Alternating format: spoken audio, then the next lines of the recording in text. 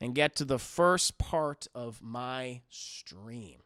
And that is my review for My Adventures with Superman. And I'm including both episodes 1 and 2 with this review, chat, since I guess I don't know if they released at the same time. I watched them back to back, and they're pretty much, one continuous storyline, chat, right? And for those that don't know, this is a new DC animated series, Superman animated series. Focuses on Clark Kent as he's kind of building his secret Superman identity and embracing his role, starting to embrace his role as a hero of the world and of Metropolis, while also kind of like sharing in his adventures and falling in love with Lois Lane, journalist Lois Lane, and also taking Jimmy Olsen kind of under his wing, and going on adventures with him. Before getting into the review, just kind of want to talk about my thoughts on Superman's treatment over the last decade. I mean, listen, I've been a Superman fan for the longest time, probably since I saw Superman the Animated Series back in the late 90s, chat, because Batman Animated Series was such a success. Warner Bros. Was like, hey, Bruce Timm, you and everyone else, like, could you do more DC shows? And sure, and the one they wanted to do, obviously, was Superman, felt right?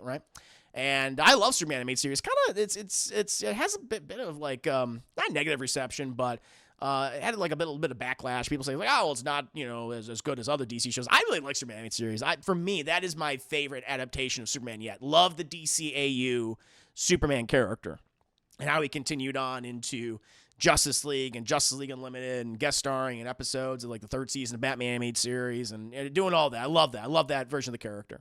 And of course, Christopher Reeve Superman. But I have to admit, now I know you guys have heard me talk about it, and some of you might even be sick of me talking about it, but I feel like Superman has been in a really bad place, at least in terms of theatrically, live action theatrical films. Man of Steel was what it was, Chad. I think it was a disservice to the Superman character, disservice to his world and his supporting characters and tertiary characters, and we kind of had to indulge in this apathetic, nearly sociopathic, very murderous Superman, and that made me that was disappointing. That was frustrating for many years to watch that. People going like, yeah, Superman's boring. Superman should kill people. He shouldn't care about saving. It's like that's what I like about him, and I do appreciate that because there's been such a backlash to that over the last few years.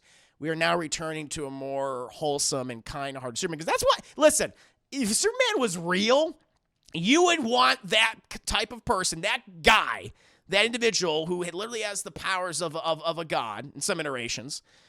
You want him to have like a strong moral character. You want him to be nice. You want him to be kind and earnest and honest.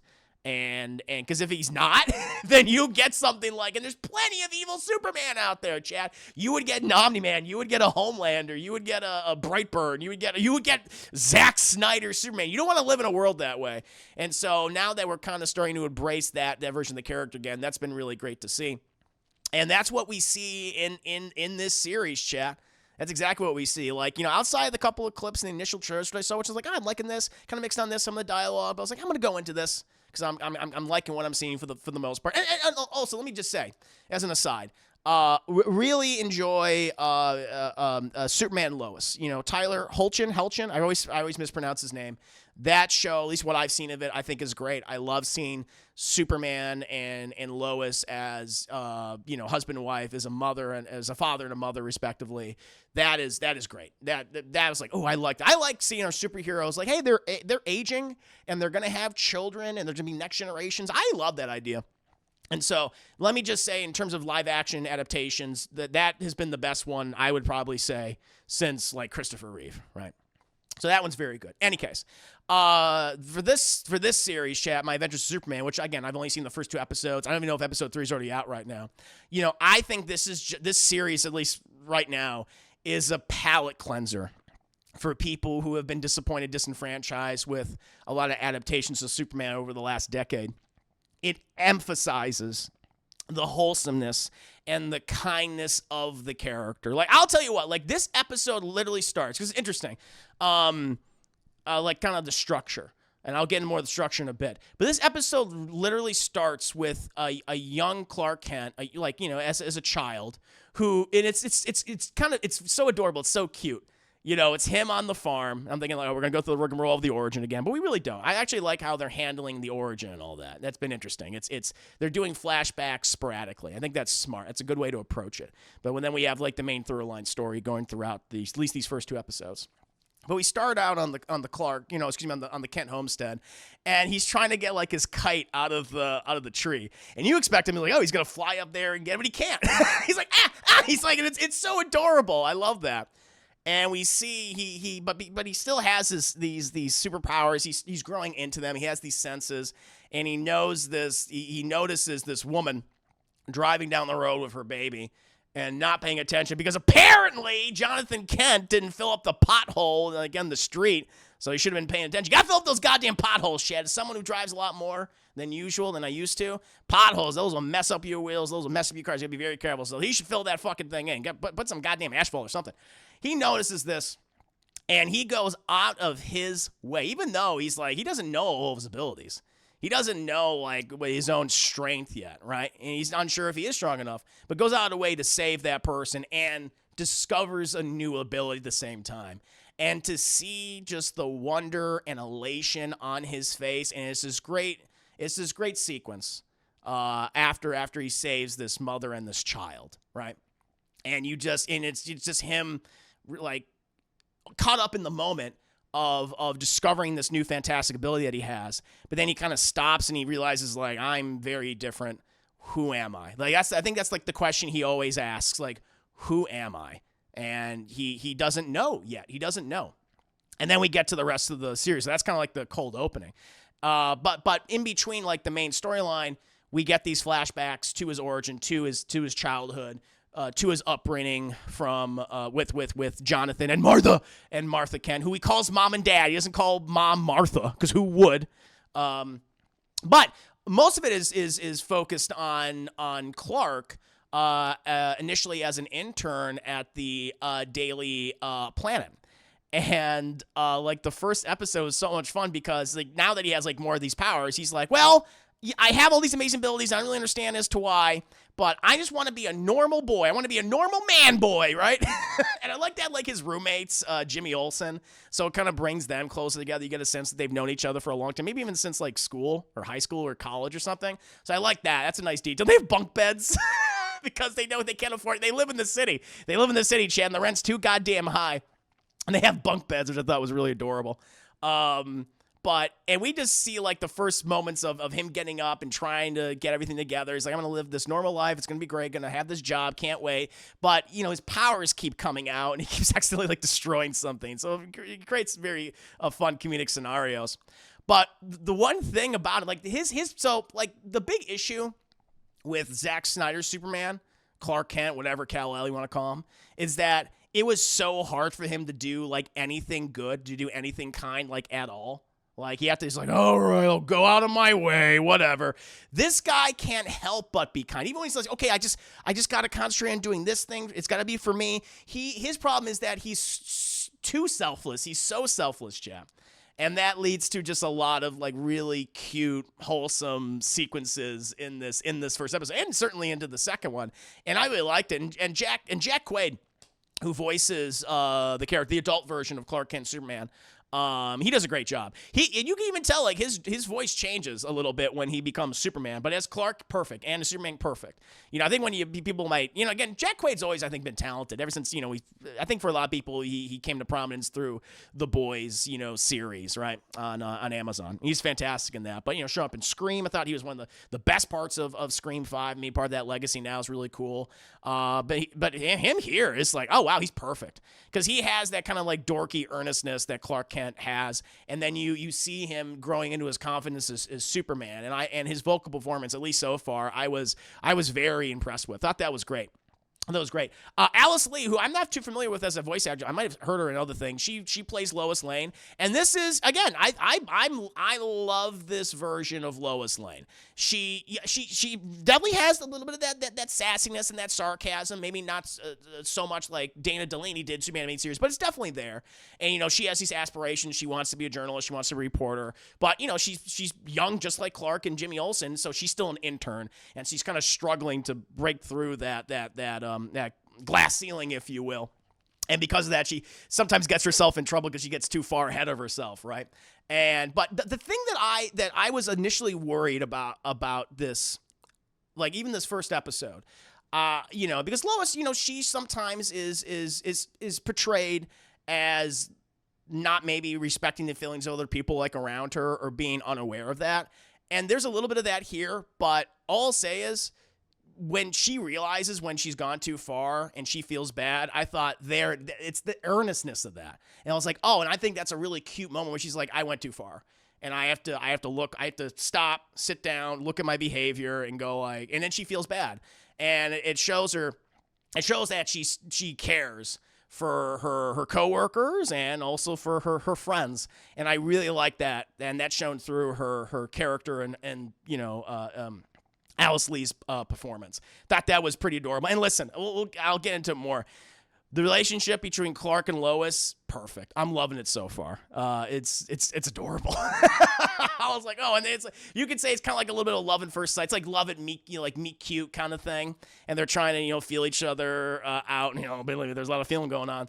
But their interactions and how comedic they are and how they get into these crazy little scenarios. It's not like super bombastic and flying all around. It's just like meeting each other at like a convenience store and that kind of awkward meet cute moments happening there, and Clark's interactions with other people that know him but they don't know her. All that is that's great. I'm loving that so far. Ishmael Saeed, who plays Jimmy Olsen, I like a lot what they're doing with him right now. I could see where his character might be a little grating because they've kind of portrayed Jimmy Olsen as a bit of a conspiracy theorist, instead of just being, Superman's best buddy, Superman's best friend, right? He's not even that. He's Clark Kent's best friend, as far as we know. I got the sense they've known each other for quite some time, just being roommates living in Metropolis. I like that element. But they're kind of doing this shtick with him. And it feels a little one note, and so I'm hoping that they kind of expand on his character, but he's very much there's aliens living in the sewers, and they've teamed up with the alligator people. Like, a little less of that, when he's a little more down to earth, when he's a little more, calm, then I like him. Quite a bit. Like his interactions with Lois and Clark are great. When he's kind of by himself, it's a little much, a little extra. And so we'll see if that continues on, or maybe they'll change that a little bit. But that felt unnecessary. But I'm liking him too. I know that, listen, like this show wants to not just be focused just on. It's called My Adventures with Superman, assuming that other people are participating in that adventure, right? And so, they're giving a lot more stuff for Lois and Jimmy to do, and I do like that. And even when Clark is trying to I got to figure out my life because he's having an existential crisis in the second episode, pretty much, because he's realizing okay, I'm not human. There's something wrong with me. He perceives there's something wrong with him. Jimmy and Lois are going off on their own adventure, and they get caught into this huge, conspiracy and which has supervillains. There are supervillains in the show, and the way in which they're approaching them is very different. Sometimes I'm like, wait, is this who I think they are? And they're like, oh, that's really cool. Like they'll do a little twist. It's like, oh, that's who this villain or this who this person later becomes. He becomes that villain. It's like, oh, there you go. They're definitely doing kind of alternate takes on a lot of villains that we've seen in the past. I don't want to say who was Superman's first villain in this first two episodes, but I was like, oh, that's who that is. I was like, oh, that's cool. I like that. I like that quite a bit. All I'll say is it's a mean lady, but that mean lady becomes someone. I was like, oh, that's interesting. So that was pretty cool. Also, the animation style. So this is heavily influenced by anime. They do a lot of anime stuff in here, and so if you're just not into that art style, then maybe that won't work for you. That'll kind of stick in your craw a little bit. I like it, because Clark, he wears glasses, and so they'll do that glass reflection scene where you don't see his eyes, and it's just it's all kind of not fogged up, but it's reflected. You see that reflected, like when he's like mad about something or when he gets like really serious. Like there's a great kind of like serious moment between him and Lois, and like at the end of episode 1. And I liked that his eyes, like his glasses, do like this anime thing. I was like, oh, that's kind of cool. As someone who's been watching a lot more anime recently for my own content creation, Yu Yu Hakusho or Death Note, I was like, oh shit, they're doing that. So I like that quite a bit. And the action sequences so far, I've really enjoyed a lot of the action sequences. A lot of these episodes, at least, they've been building up the characters. That's been the thing that they want to do first and foremost. And then like towards the last third, then you get like a big action beat, right? And so we get that in episode 1, we get that in episode 2, and a really cool fight sequence between Superman's like really his first villain, his first actual, human villain, which I like that quite a bit. There are animation errors though. There is in episode 1, I noticed this. I was like, oh wow, that needs to be fixed. There's a big animation error in the first episode where Lois grabs onto Jimmy's like his lapel, because she's like, I'm really excited, and then like we see like she's like grabbed him, and then the next scene, Jimmy is like very far away, but she's still in this pose like this, and it's like, what the hell just happened? That was weird. So that didn't make a lot of sense. That was a continuity error. That was an animation error, chat, and they're like, I'll just move on. But I was like, that didn't work. So I didn't spot anything noticeable in the second episode, but I definitely noticed that in the first episode. I was like, oh, that's weird. But despite that, I really like the animation style so far. And then the other thing too I wanted to talk about, I really like that they're leaning heavily into the romance between Lois and Clark, and it's not one-sided. I think oftentimes in a lot of adaptations, even the Superman animated series, like, Clark's affection towards Lois Lane feels very one-sided. He's in love with her, but she's in love with Superman, right? And he's like, it's not, I'm more than just Superman. And, you can say that the same with, like, the original Christopher Reeves film and a lot of other adaptations over the years. In this one, they're both like falling in love with each other. Like, Lois is falling in love with Clark, and Clark is falling in love with Lois, and I like that. It's not one-sided. And how other characters play around, it's like, oh my God, it's obvious you two are falling in love with each other. You got a crush on each other. Just stop. Like Jimmy's just like, you guys just want to get a room, It's like, here, I'm gonna send you Clark's phone number. She's like, okay. And she's like, but why do you have to put hearts around it? Because I know you would. You would have done it anyway. She's like, well, that's true. And so all of that has been great. Super cute. And they've also, by the end of episode 2 at least, they've established this kind of underlying narrative with I'm not going to say who all the villains are, but I was like, oh, I'm surprised who they first introduced. But then there's some other recognizable faces too. It's like, oh shit, and like this organization basically is going to be interested in Superman, and I imagine they're going to be either creating villains or playing a role in their creation to figure out like who he is. Because if people's like, we don't know who this guy is, like like he doesn't come in there and say like, I'm Superman. Like Clark doesn't announce that. But like Lois Lane's actually the one that comes up with the name Superman. He's like, I guess that's what I am. He's like the Superman, which is pretty cool. So I'm interested to see how this narrative is going to go forward. Everything of the romance between Lois and Clark, I think, is being handled very well so far. And I like this kind of interesting exploration of Superman's origins. It's done in a different way where it makes it feel fun and fresh and doesn't feel like we're going through the whole thing over and over and over again. So I like that. I like everything how they're approaching this. Aside from the animation error in episode 1 towards the end, which is weird. I was like, that's a flaw. I'm loving everything about this series. Again, if you've been as disappointed in me in a lot of Superman adaptations, I think you're going to like this a lot. But that's how I feel about My Adventures of Superman episodes 1 and 2. What about you guys? How did you feel about at least the first 2 episodes? Maybe it's 3 by this point. I'm definitely going to be doing consistent reviews and audio commentaries for it because I just found it so charming. So let me know. I hope everyone enjoyed the video, and I want to take the time to tell you about my Patreon, Class in the Glass, which offers hundreds of film commentaries and video reactions to numerous movies, TV shows, and cartoons. If you're a fan of shows like Batman the Animated Series and Avatar The Last Airbender, or films like Aliens and Raiders of the Lost Ark, my Patreon is the platform for you. Currently, I'm doing a subathon to reach 75 subs on the platform. If we hit 75 subs, we'll be able to start voting on the next edited YouTube reaction, which will include actual clips and scenes from the movies and shows I comment over. Choose from such films as Fire and Ice, Masters of the Universe, Mighty Morphin Power Rangers the movie, Mortal Kombat Annihilation, or Spawn. Subscribing at any tier level is appreciated, and feel free to give feedback at any time. Thank you again for watching the video, and see you next time.